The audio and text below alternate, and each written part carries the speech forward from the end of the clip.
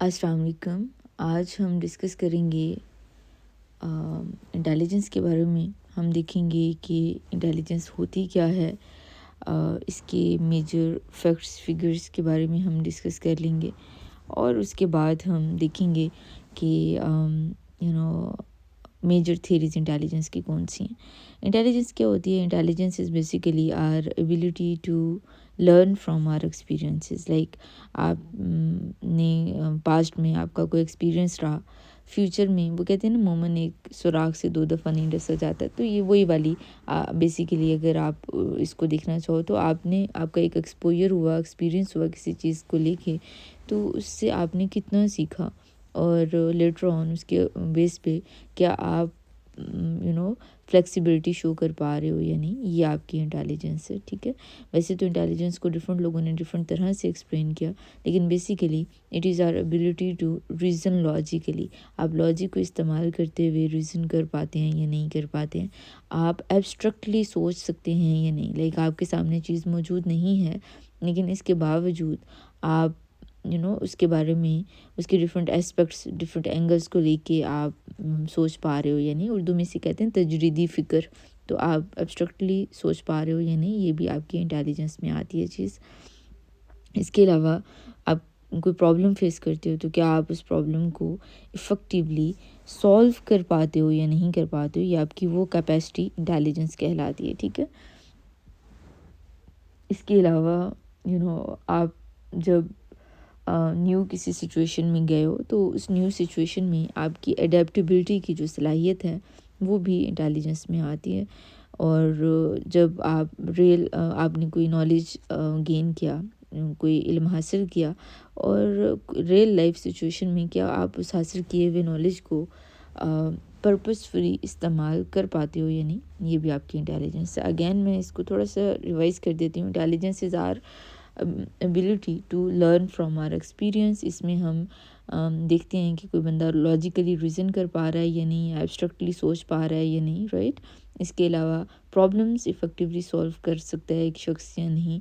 और इसके साथ साथ हम न्यू सिचुएशंस में अडेप्टेबिलिटी को चेक करते हैं और नॉलेज को रियल लाइफ कॉन्टेक्स्ट में पर्पसफुली वो बंदा इस्तेमाल कर पा रहा है या नहीं, ये चीज़ हम देखते हैं। ठीक हो गया।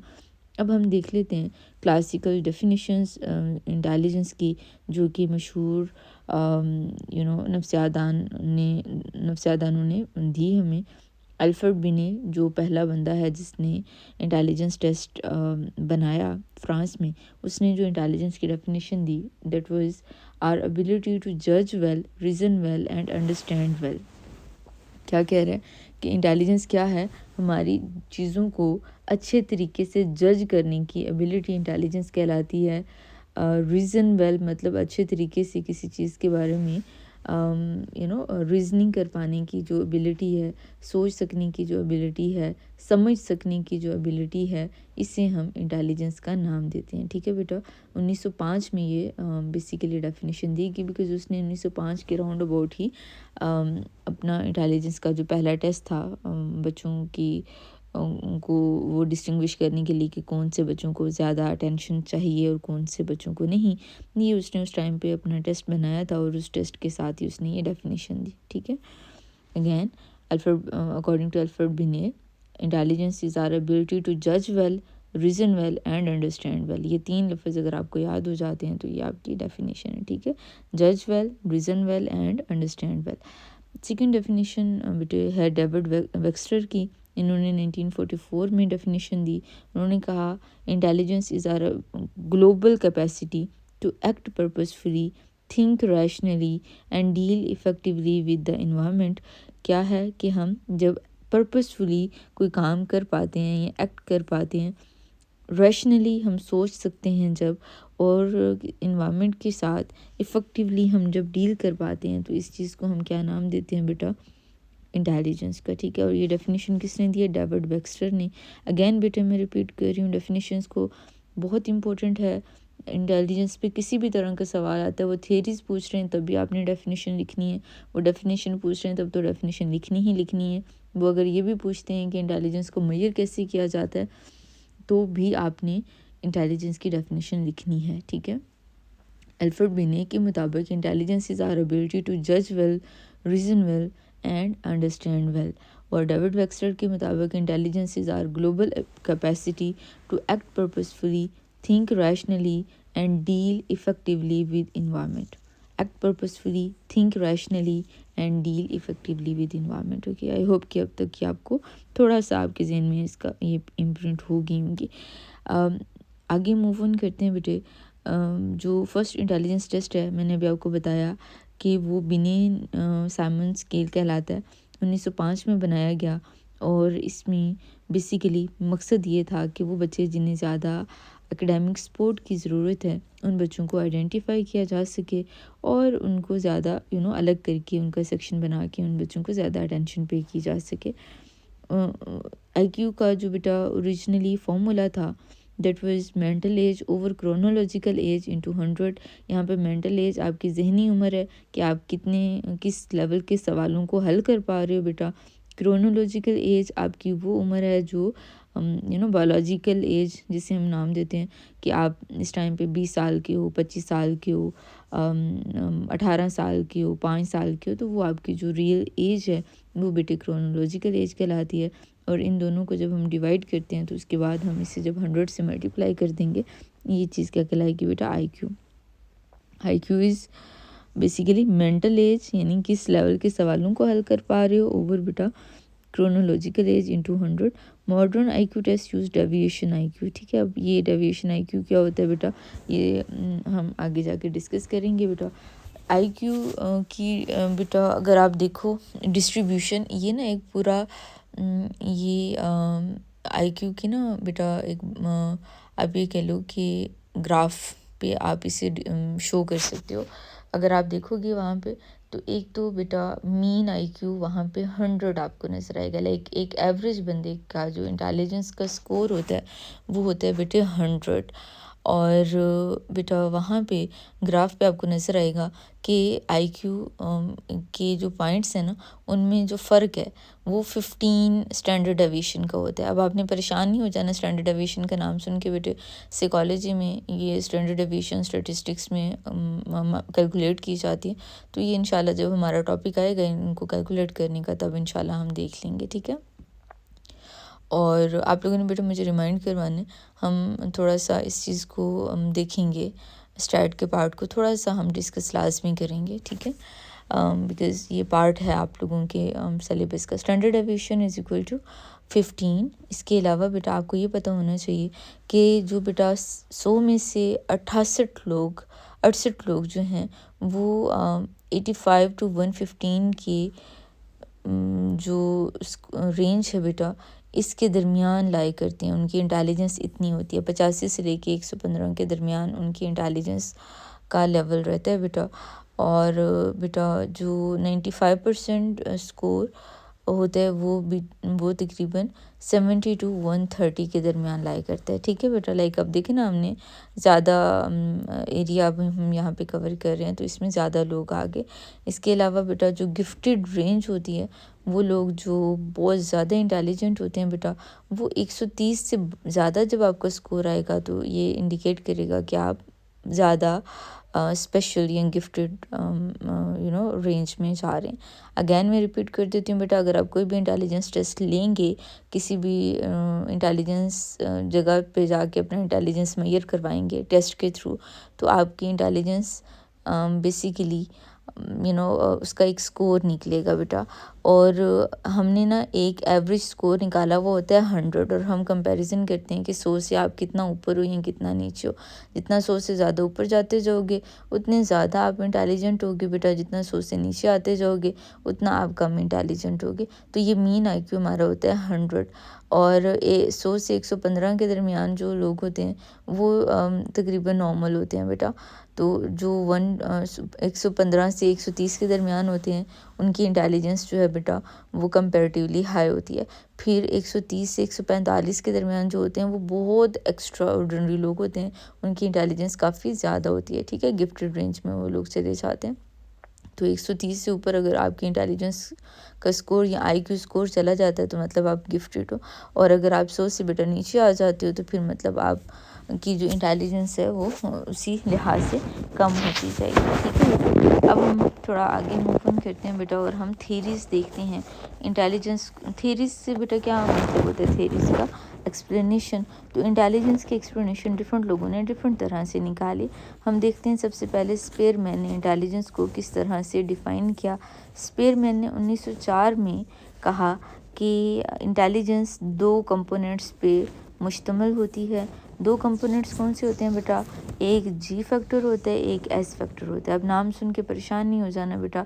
जी फैक्टर जनरल इंटेलिजेंस होती है, एस फैक्टर स्पेसिफिक इंटेलिजेंस होती है। ये बिल्कुल वैसे ही है बेटा कि जैसे एक बंदा जब इंटेलिजेंट होता है तो वो हर चीज़ में ही मतलब वो अच्छा परफॉर्म कर रहा होता है, राइट।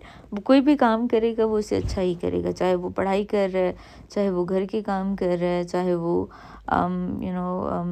सिलाई कढ़ाई करता है, कोई भी काम करता है वो उसमें अच्छा ही होगा बेटा। क्यों? क्योंकि उसकी जनरल इंटेलिजेंस ज़्यादा है। चलो अगर आप ऐसे इस तरह से नहीं देखती हो तो ऐसी एग्जांपल ले लो कि जो बच्चे ज़हीन होते हैं वो हर सब्जेक्ट में ही अच्छे नंबर ले रहे होते हैं तकरीबन। उनका इंग्लिश में भी अच्छे स्कोर आएंगे, उनके फिज़िक्स, केमिस्ट्री, बायो, साइकोलॉजी, जो भी आप सब्जेक्ट पढ़ते हो, एजुकेशन, इस्लामियात, जो भी सब्जेक्ट्स हैं आपके, उन सब में आपके अच्छे ही नंबर आएंगे क्योंकि आपकी जनरल इंटेलिजेंस बेटा हाई है। लेकिन होता है ना बेटा, कोई एक एक सब्जेक्ट हमें बहुत ज़्यादा अच्छा लगता होता है तो वो बेटा वो हमारी स्पेसिफिक इंटेलिजेंस होगी। ठीक है, लाइक उसमें क्योंकि हमारा इंटरेस्ट ज़्यादा है तो उसकी वजह से बेटा आपकी वो जो टास्क स्पेसिफिक एबिलिटी है उसे हम एस फैक्टर या स्पेसिफिक इंटेलिजेंस कहते हैं।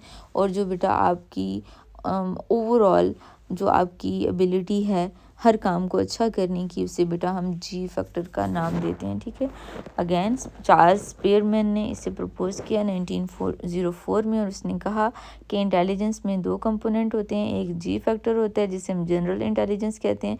नाम से ज़ाहिर है ना बेटा, जनरल अंग्रेज़ी का लफ्ज़ है और जनरल में जो आपकी ओवरऑल हर चीज़ को लेके इंटेलिजेंस इसमें आ जाती है। ओवरऑल आपकी कॉग्निटिव एबिलिटी होती है बेटा ये। और एस फैक्टर में स्पेसिफिक इंटेलिजेंस आती है जिसमें आप टास्क स्पेसिफिक आपकी जो एबिलिटी होती है। इसके अलावा बेटा जो स्पेयरमैन ने बेसिकली कहा कि आपकी जो जी फैक्टर है वो आपकी एकेडमिक सक्सेस को प्रिडिक्ट करता है। और ये इसके ऊपर क्रिटिसिज्म ये था बेटा इस थ्योरी पे कि बड़ा इसने इंटेलिजेंस को ओवर सिंप्लीफाई कर दिया बेटा। इंटेलिजेंस को अभी आगे मैं जब आपके साथ बाकी थ्योरीज डिस्कस करूँगी ना तो आपको पता लगेगा कि इंटेलिजेंस में तो बहुत से एस्पेक्ट्स होते हैं, बहुत डिफरेंट तरह की इंटेलिजेंस होती है।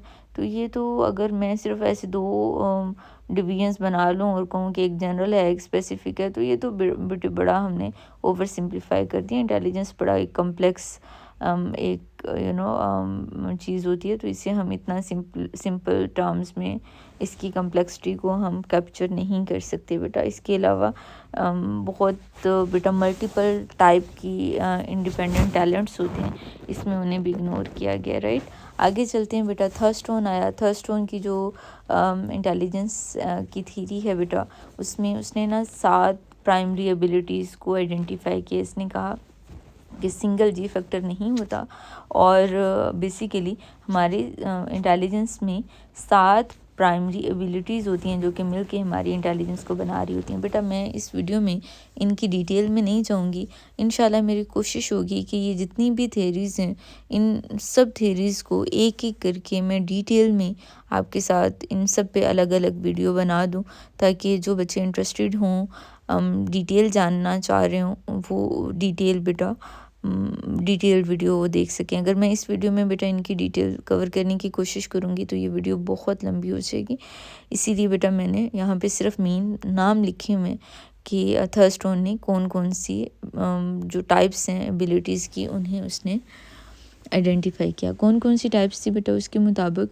एक तो वर्बल कंप्रीहेंशन होती है, लाइक आप कोई बंदा बोल रहा है तो आप उसे कितना समझ पाते हो, अल्फाज को कितना अच्छा समझते हो। इवन लिखा हुआ आपकी इंग्लिश में भी आपकी बेटा इस एबिलिटी को मेजर किया जाता है। कि आप जो कंप्रीहेंशन के पैसेज दिए जाते हैं उसमें और नीचे सवाल जवाब होते हैं और आपको कहा जाता है कि आप पढ़ के पैराग्राफ सवालों के जवाब लिखो, तो वो बेटा आपकी वर्बल कंप्रीहेंशन है। इसके अलावा वर्ड फ्लुएंसी, कितना फ्लुएंटली बेटे आप बोल सकते हो, अल्फाज का कितना फ्लुएंटली इस्तेमाल कर सकते हो। इसके अलावा बेटे न्यूमेरिकल एबिलिटी है, जिसमें आपकी रियाजी सॉल्व करने की जो सलाहियत है वो आपकी इंटेलिजेंस को बेटा डिटर्मिन करती है।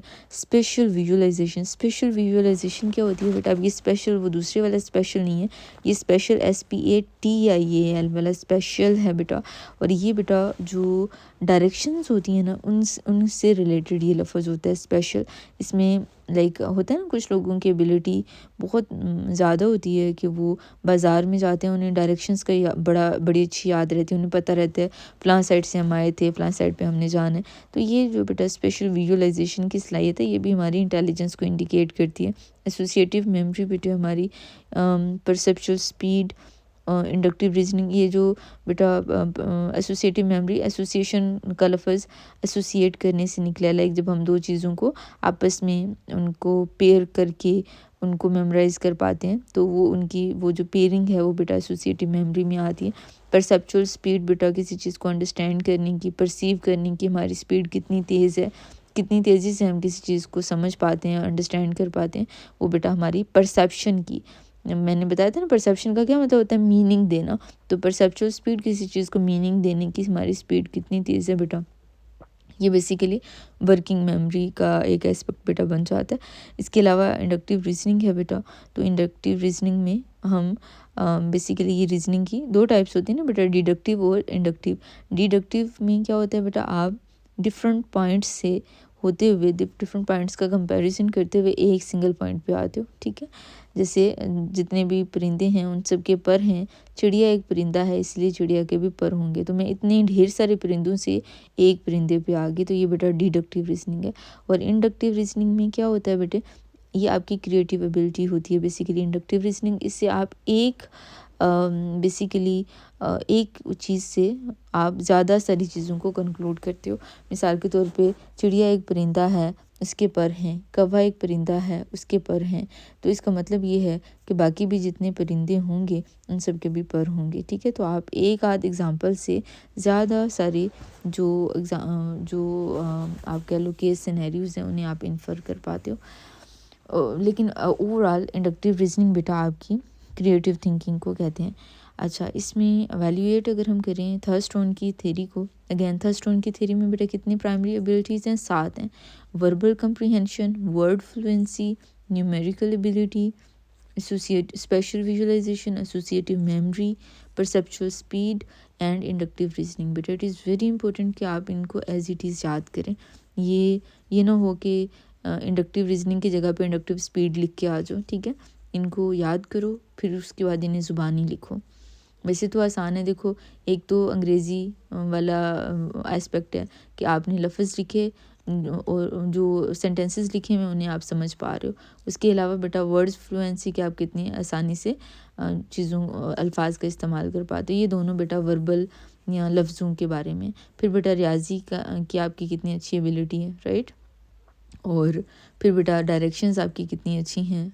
फिर एसोसिएटिव मेमोरी है, परसेप्शन की स्पीड आपकी कितनी तेज़ है, और इंडक्टिव रीजनिंग, ये बेटे 7 प्राइमरी एबिलिटीज़ हैं, ठीक है।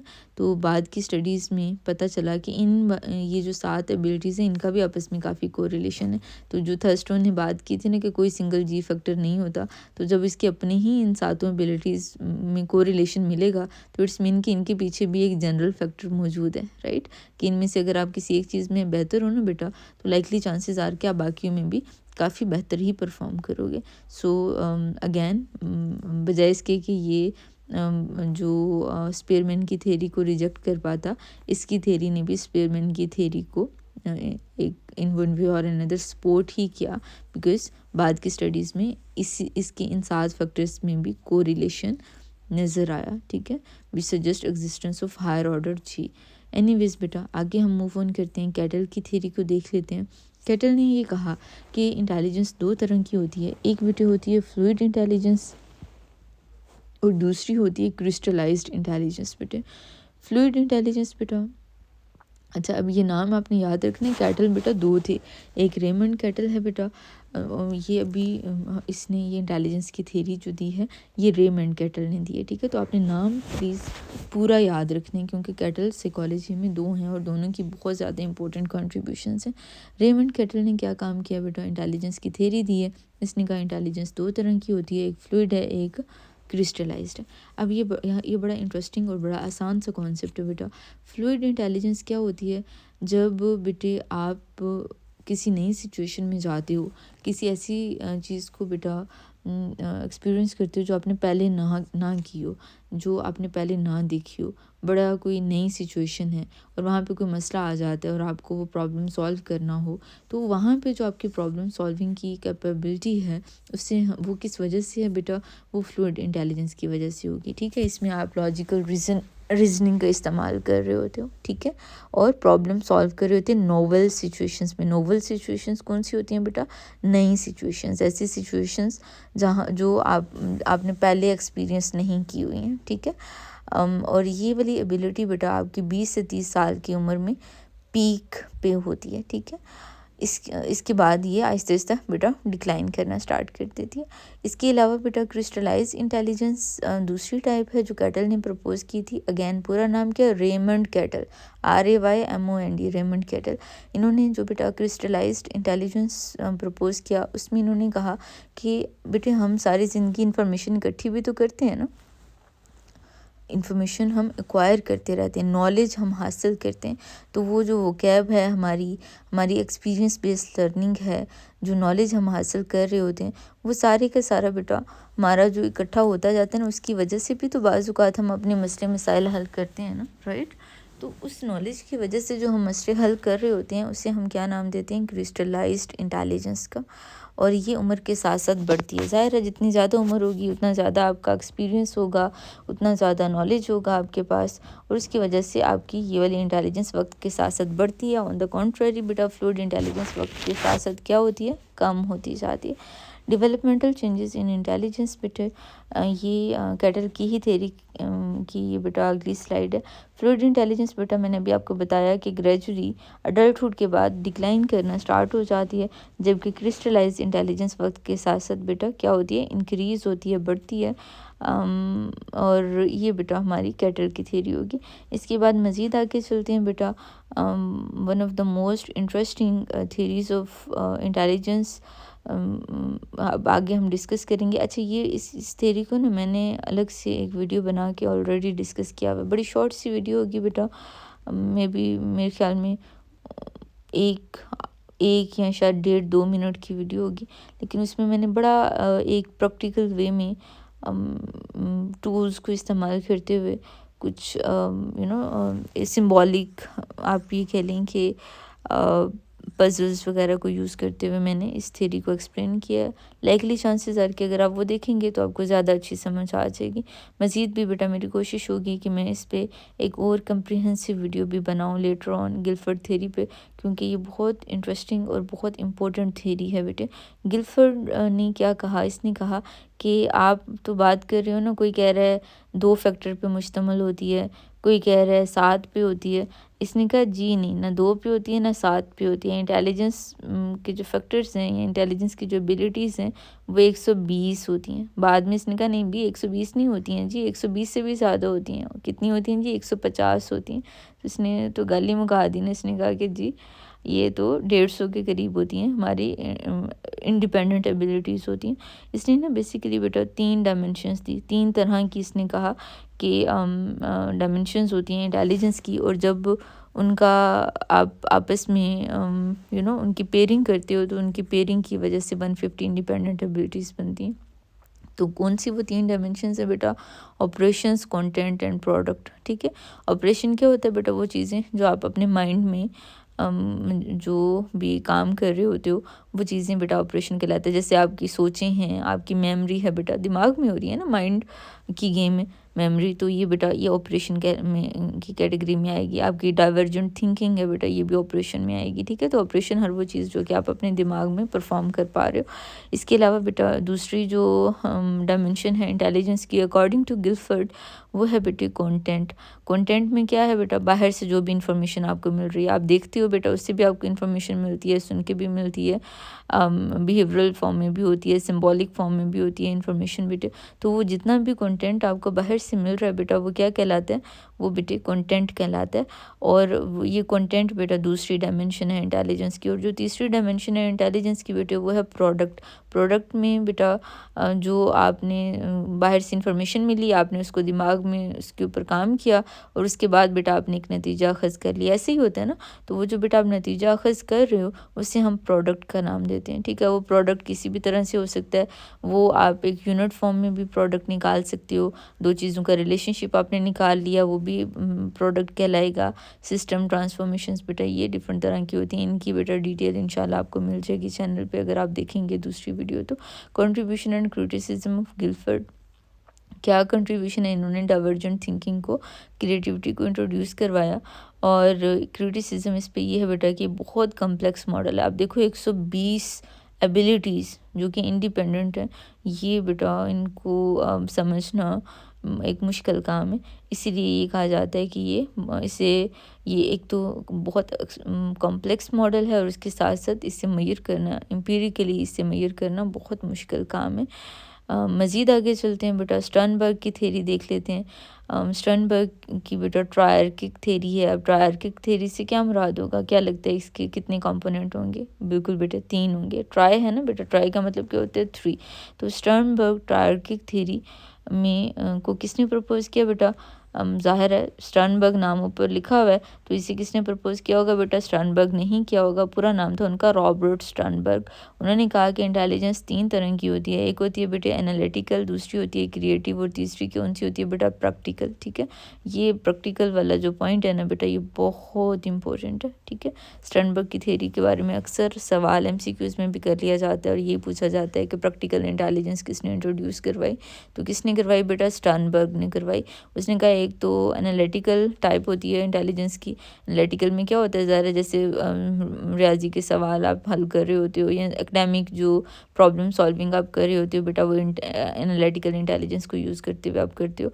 फिर बेटे क्रिएटिव इंटेलिजेंस भी आपकी होती है, जिसमें आप नए नए सोल्यूशंस निकालते हो, इनोवेटिव आइडियाज़ लेके आते हो, और ये बेटा आपकी क्रिएटिव इंटेलिजेंस कहलाती है।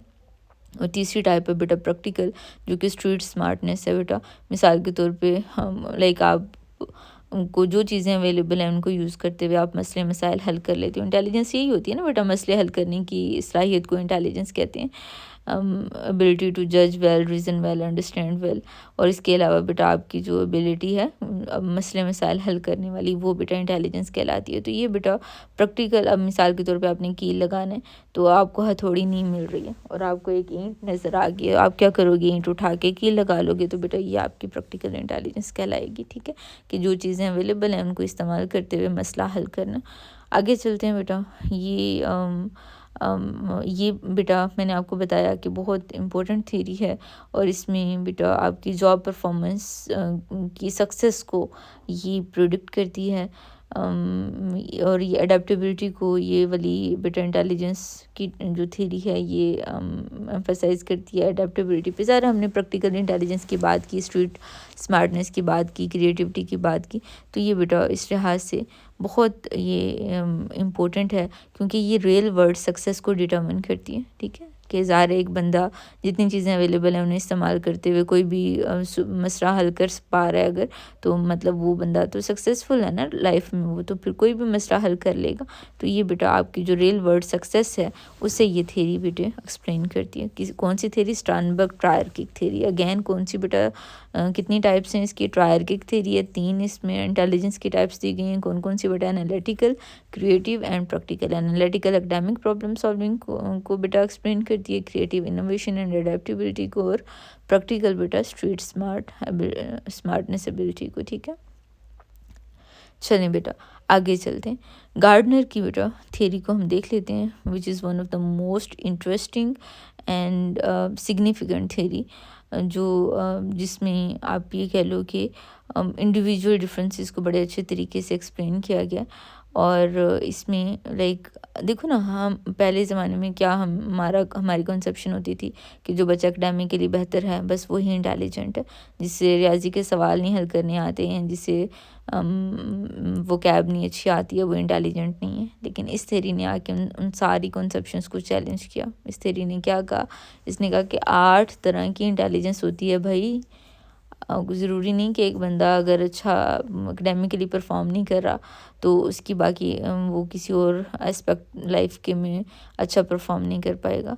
आपको पता है दोस्त बनाना भी एक इंटेलिजेंस की वजह से हम अच्छे दोस्त भी बना पाते हैं। जो लोग दूसरों लोगों के साथ अच्छे ताल्लुकात बना सकते हैं बेटा, उनकी इंटरपर्सनल इंटेलिजेंस बहुत हाई होती है। इसी तरह ख़ुद को समझना भी बेटा तभी पॉसिबल होता है जब हमारी इंटेलिजेंस हाई होती है। और कुछ लोग ख़ुद को बहुत अच्छा समझते हैं, और वो लोग जो ख़ुद को कि मैं ऐसा फ़ील कर रहा हूँ तो मैं क्यों कर रहा हूँ, मैं सैड हूँ, मैं हैप्पी हूँ, मैं क्या मेरी स्ट्रेंथ्स हैं, क्या वीकनेसेस हैं, मतलब अपने पर्सनैलिटी के हर एस्पेक्ट को अंडरस्टैंड करना बेटा, ये भी इंटेलिजेंस की वजह से होता है। और इस इंटेलिजेंस के टाइप को हम इंट्रापर्सनल इंटेलिजेंस इस टाइप को हम नाम देते हैं। और इसको हमने देखो हमारी जो ट्रेडिशनल इंटेलिजेंस का कॉन्सेप्ट है उसमें हमने इसे कभी भी इंक्लूड किया नहीं है वैसे, है ना। तो ये गार्डनर ने आके कहा कि नहीं, ये भी इंटेलिजेंस की टाइप है। इसके अलावा कुछ लोगों को ये माहौल को लेके बड़ी फ़िक्र रहती है। ट्रीज़ लगाए जाएं, जो सस्टेनेबल हमारी ग्रोथ होनी चाहिए, दरख्त लगें, एक माहौलियाती एक उनकी तफक्कुर आपको उनका नज़र आता है।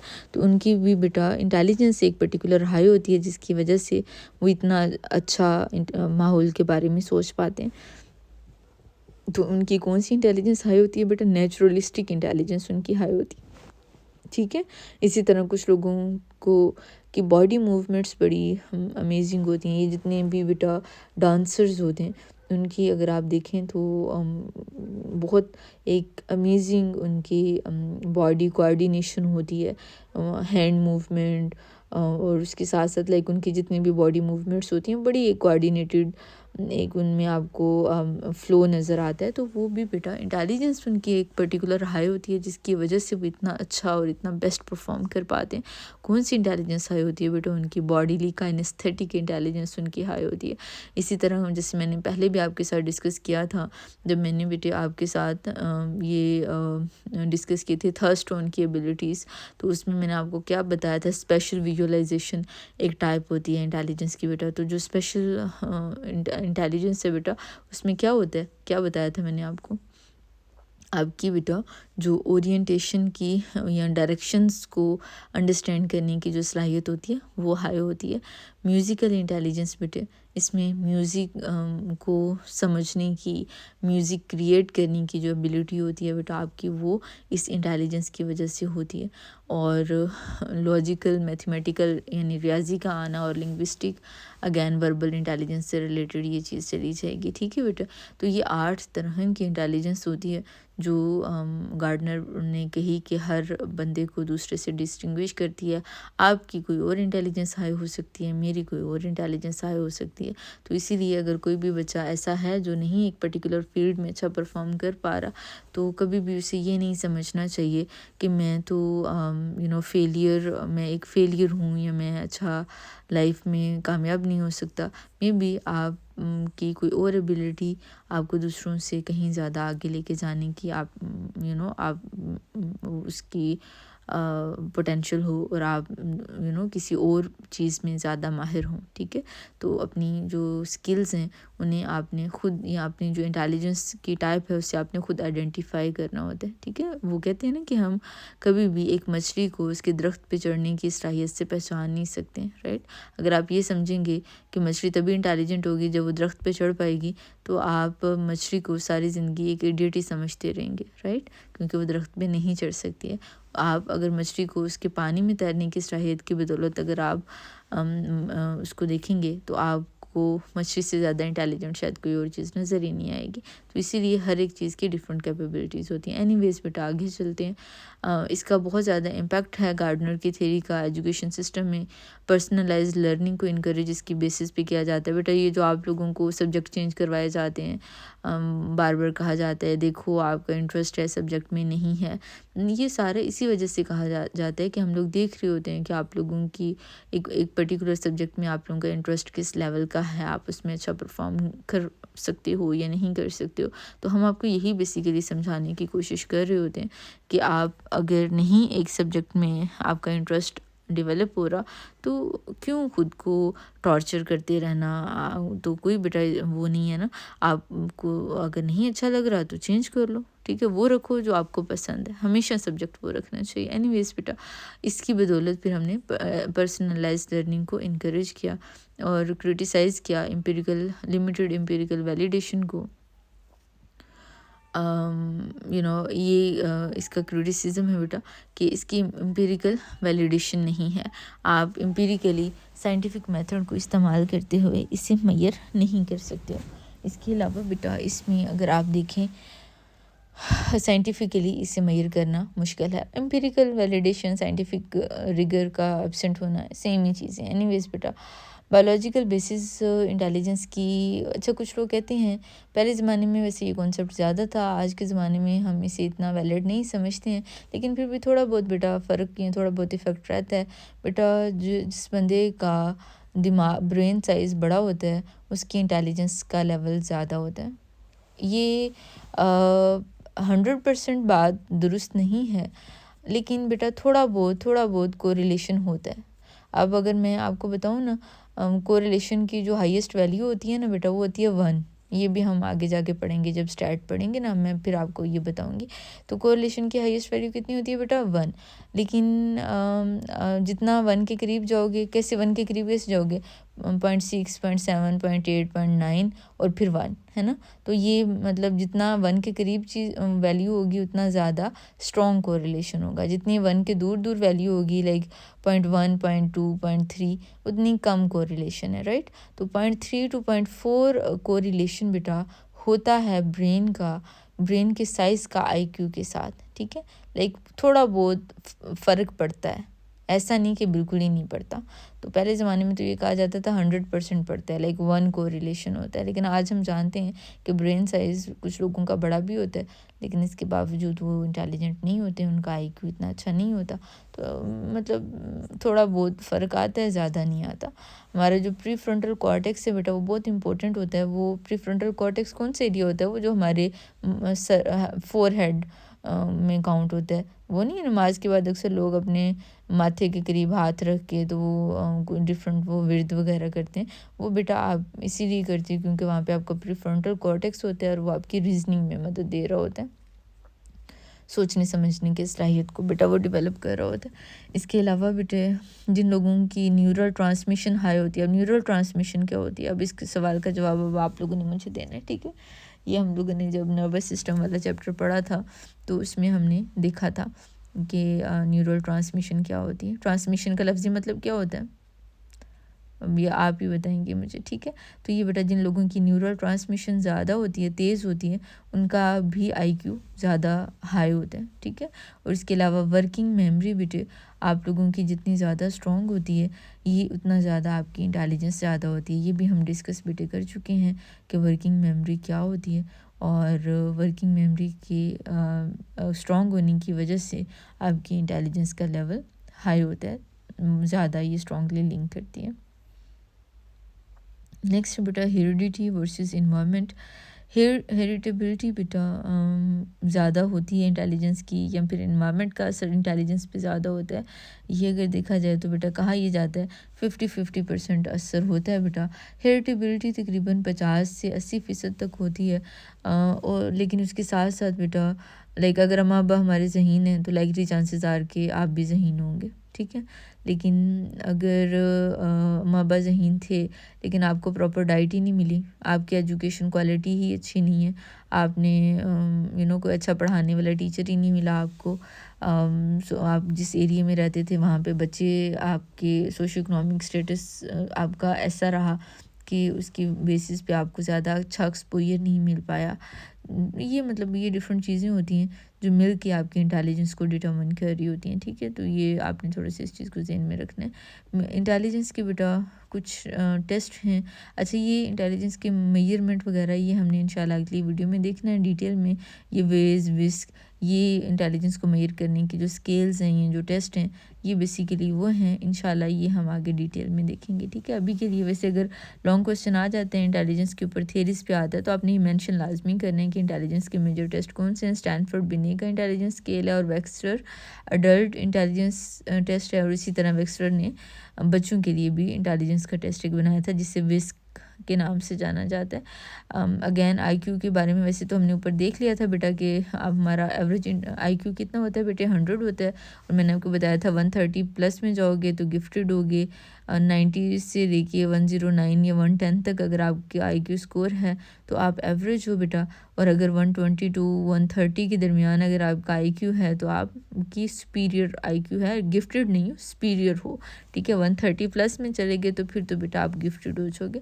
इसके अलावा बेटा जिन लोगों की 70 टू 80 के दरमियान होती है, जिनकी वो बॉर्डर लाइन इंटेलिजेंस उनकी होती है, और जिनकी 70 से भी कम होती है, वो इंटेलेक्चुअली डिसेबल होते हैं लोग, ठीक है। इसके अलावा इंटेलिजेंस की बात हो रही है बेटा, तो हम यहाँ पे थोड़ा सा इमोशनल इंटेलिजेंस को भी डिस्कस कर लेते हैं बेटा। इमोशनल इंटेलिजेंस पे वैसे ऑलरेडी चैनल पे वीडियोस मौजूद है। मुझे याद नहीं कि वो इंग्लिश में है या उर्दू में बेटे, लेकिन मैं अगर वो इंग्लिश में हुई तो मैं कोशिश करूँगी बेटा आपके लिए उर्दू में भी एक आध वीडियो इमोशनल इंटेलिजेंस पे बना दूँगी, क्योंकि ये बहुत बहुत इंपॉर्टेंट बेटा कॉन्सेप्ट है कंपेटिटिव एग्ज़ाम्स के लिहाज से। देखो अगर आप तो बहुत दफ़ा इस पे सवाल आया, और आपको पता है ये आपकी लाइफ में सक्सेस को आईक्यू से भी ज़्यादा ये डिटरमिन कर रहा होता है। आप बहुत ज़हीन हो, बहुत अच्छे आपके स्कोर आते हैं, each and everything is great, लेकिन इमोशनल इंटेलिजेंस अच्छी नहीं है तो आप लाइफ में सक्सेसफुल नहीं हो सकते हो। तो ये बहुत बड़ा रोल प्ले करता है। लेकिन ऑब्वियसली डिपेंड्स कि आप कौन से जॉब सेक्टर में हो, लेकिन अगेन ये बहुत बड़ा प्रोडिक्टर होता है हमारी सक्सेस का। इमोशनल इंटेलिजेंस का कॉन्सेप्ट डैनियल गोलमैन के अकॉर्डिंग अगर हम देखें तो उसने कहा था कि इमोशनल इंटेलिजेंस के कुछ कंपोनेंट्स हैं। कौन कौन से कंपोनेंट्स हैं बेटा? वो लोग जो इमोशनली हाई, जिनकी इमोशनल इंटेलिजेंस हाई होती है, वो उनमें सेल्फ अवेयरनेस ज़्यादा होती है। उन्हें अपने बारे में पता होता है, अपनी स्ट्रेंथ वीकनेसेस में कैसा महसूस कर रही हूँ, क्यों कर रही हूँ, ये सारी चीज़ें उन्हें पता होता है। और जब उन्हें इनका पता चल जाता है तो उसके बाद फिर उन्हें सेल्फ रेगुलेट भी करना आता है, खुद को वो ठीक करना भी उन्हें आता है, ठीक है। मैं डाउन फील कर रही हूँ तो ये नहीं कि बस डाउन फील कर रही हूँ तो बस कर रही हूँ जी, अब कुछ किया नहीं जा सकता, अब तो सब कुछ एंड हो गया एट्सेट्रा। नो, उन्हें खुद को सेल्फ रेगुलेट करना आता है, खुद को ठीक बेहतर करना आता है, ठीक है। इसके अलावा मोटिवेशन की जो कंपोनेंट है वो भी इमोशनल इंटेलिजेंस में आता है, ठीक है। खुद को मोटिवेट करना। और उसके अलावा एम्पैथेटिक होते हैं ये लोग। एम्पैथेटिक होने का क्या मतलब है? अगर आप कोई बात मेरे साथ शेयर कर रहे हो ना, तो मैं खुद को आपकी जगह पे रख के देख पाऊँगी कि अच्छा ये कैसा फ़ील होता है, ठीक है। खुदा ना खास्ते किसी का एक्सीडेंट हो गया या किसी कोई बहुत ट्रॉमेटिक किसी ने कोई चीज़ एक्सपीरियंस की, तो ये लोग खुद को उनकी जगह पे रख के सोचते हैं कि अच्छा ये ऐसा एक्सपीरियंस होना कैसा होता है, ठीक है। जिसकी वजह से ज़ाहिर है जब मैं आपके दुख दर्द को बेटा जितना अच्छा मैं फ़ील कर पाऊँगी, उतना अच्छा मैं आपसे कनेक्ट कर पाऊँगी, उतना ज़्यादा अच्छा हमारा जो रिलेशन है वो उतना ज़्यादा अच्छा होगा। आप नोटिस करके देखिएगा कि जब आप किसी को अपने बारे में कुछ बता रहे हैं और वो आपकी बात को प्रॉपर तरीके से सुनता नहीं है, या उस तरह से वो आप समझ नहीं पाता आपके दर्द को, तो आपका दिल नहीं करता दोबारा उसको कोई बात बताने के लिए। ऐसे ही है ना बेटे।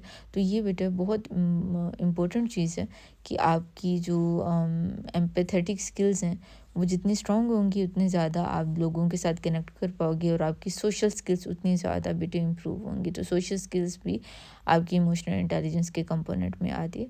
और जितनी ज़्यादा आपकी इमोशनल इंटेलिजेंस हाई होती है बेटा, उतना ज़्यादा आपकी लीडरशिप एबिलिटी जो स्किल्स हैं वो आपकी इम्प्रूव होती हैं, और आपकी जो रिलेशनशिप में आपकी सक्सेस के चांसेस उतने ज़्यादा हाई होते हैं। अच्छा, यहाँ पे एक बेटा बड़ा इंटरेस्टिंग फिनोमिना है जिसे हम फ्लाइन इफेक्ट के नाम से जानते हैं बेटा। और ये क्या है बेटा? ये इसके मुताबिक हर 10 सालों के बाद 3 पॉइंट आईक्यू का जो स्कोर है वो एवरेज इम्प्रूव हुआ है। हर अगली जनरेशन, अगर मैं सिंपल अल्फाज में आपको बताऊं, हर अगली जनरेशन पिछली जनरेशन से ज़्यादा इंटेलिजेंट होती है, ठीक है। जैसे अब हमारी जो जनरेशन है, आप लोगों की जनरेशन बेटा हमारी जनरेशन से ज़्यादा इंटेलिजेंट है। क्यों? क्योंकि बेटा आप लोगों का जो एक्सपोज़र है वो शायद उस तरह का है कि हमारा उतना ज़्यादा उन चीज़ों को लेके नहीं रहा। जैसे अब टेक्नोलॉजी के इस्तेमाल की बात कर लेते हैं अगर हम, तो हम जब बच्चे थे तो हमारी गेम्स डिफरेंट थी। हम इतना मोबाइल वगैरह या टेक सेवी हम इतने नहीं थे। लेकिन आप लोगों की जनरेशन की अगर बात कर ली जाए तो छोटे से छोटा बच्चा भी जो है ना, उसने भी मोबाइल किसी न किसी तरह से इस्तेमाल किया ही होगा, राइट। अभी अगर आप लोग अपने से भी अगली जनरेशन को देख लो, अब आजकल तो माएँ बच्चों को चुप करवाने के लिए उनके हाथ में मोबाइल देती। तो बेटा ये जो हर आने वाली जनरेशन पिछली जनरेशन से ऑन एवरेज, उनका जो एवरेज बच्चा है वो हमारे एवरेज जो कैडर के जो लोग हैं उनसे, उन आप लोगों के जो एवरेज बच्चे होंगे वो ज़्यादा इंटेलिजेंट होंगे, ठीक है। उनका स्कोर हमसे ज़्यादा होगा। तो ये बेटा शायद इस वजह से भी होता है कि एजुकेशन वक्त के साथ साथ इम्प्रूव होती जाती है। हमारा एजुकेशन सेक्टर बहुत बेटा सेक्टर बहुत इम्प्रूव कर गया है।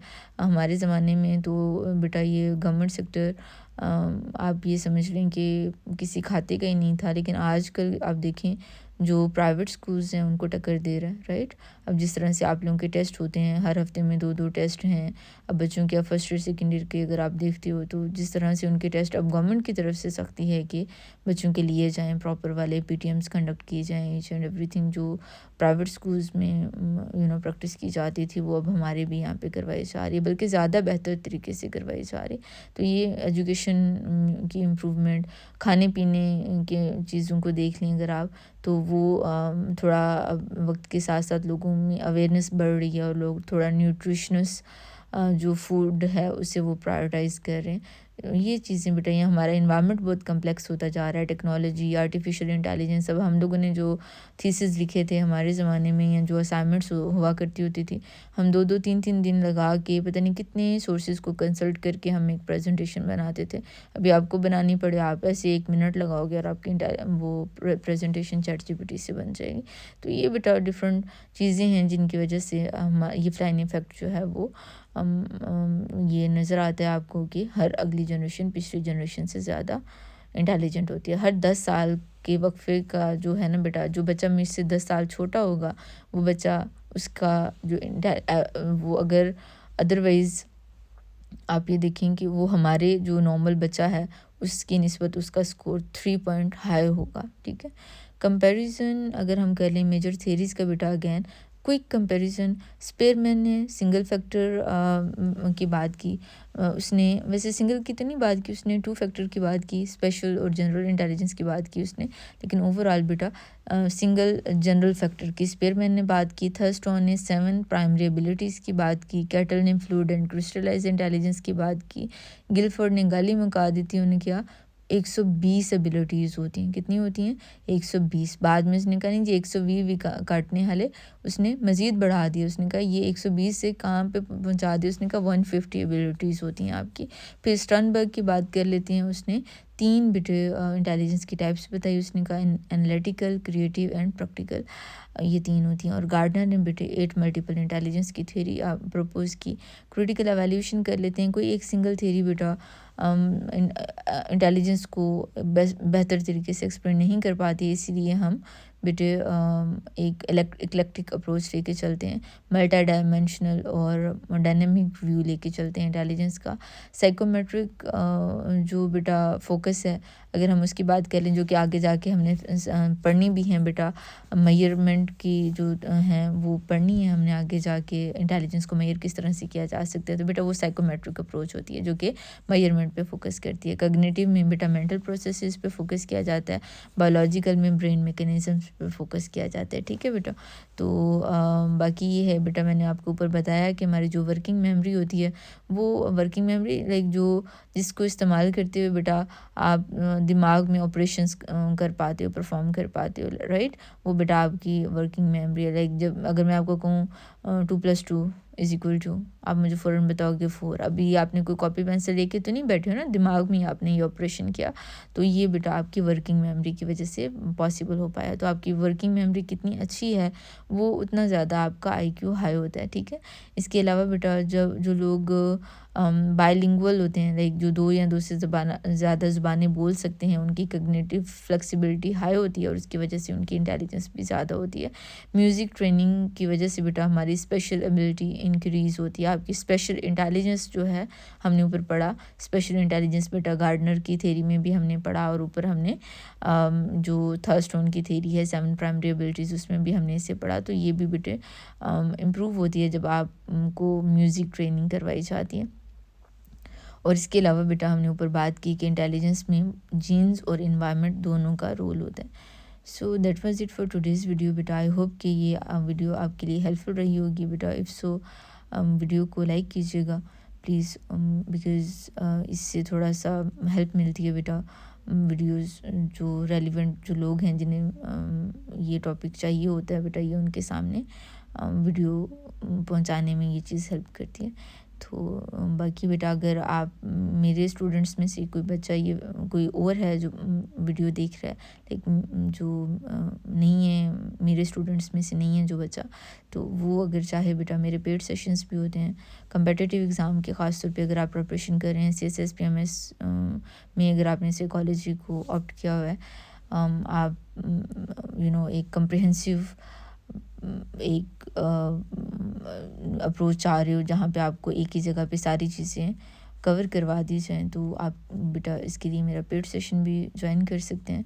और इसके साथ साथ अगर आपको लगता है कि नहीं मुझे बेसिक कॉन्सेप्ट्स आते हैं, मुझे बस मॉक सेशन लेने हैं, तो उसके लिए भी आप कांटेक्ट कर सकते हैं बेटे।